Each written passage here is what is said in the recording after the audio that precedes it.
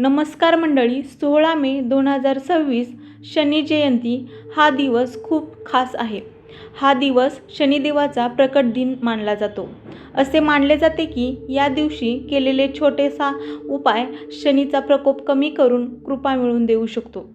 जर तुमच्या आयुष्यात अडथळे येत असतील, कामात विलंब होत असेल, आर्थिक अडचण येत असेल, मुख्य म्हणजे साडेसातीचा त्रास जाणवत असेल, तर हा व्हिडिओ शेवटपर्यंत नक्की पहा. तर शनिदेवांना कर्मफलदाता म्हटले जाते.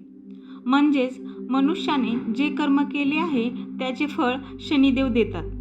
शनी जयंतीच्या दिवशी वातावरण अत्यंत शक्तिशाली मानले जाते.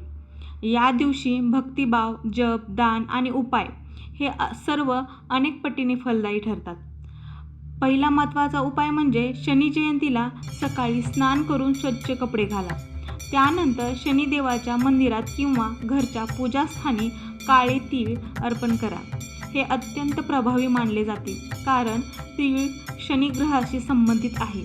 नकारात्मक ऊर्जा कमी करते, जीवनात स्थिरता आणते. म्हणूनच शनी जयंतीला काळे तीळ नक्की अर्पण करा. दुसरा उपाय म्हणजे शनिदेवांना मोहरीचे तेल अर्पण करणे खूप शुभ मानले जाते. शनिदेवाच्या मूर्तीला किंवा पिंपळाच्या झाडाखाली मोहरीच्या तेलाचा दिवा लावा. शांत मनाने प्रार्थना करा.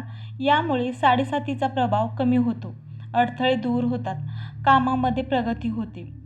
आणि तिसरा उपाय म्हणजे या मंत्राचा जप नक्की करा.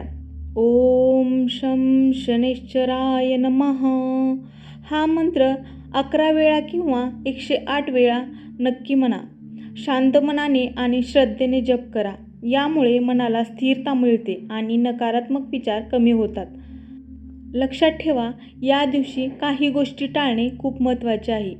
कोणालाही त्रास देऊ नका. खोटे बोलणे टाळा. राग, अहंकार टाळा. या दिवशी गरिबांना मदत नक्की करा. जर तुम्ही श्रद्धेने हे उपाय केले तर अडथळे कमी होतात, कामात यश मिळते, मानसिक शांती मिळते, शनीचा प्रभाव सौम्य होतो.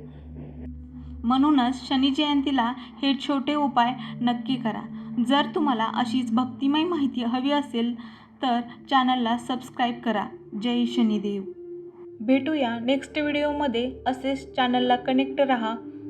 धन्यवाद.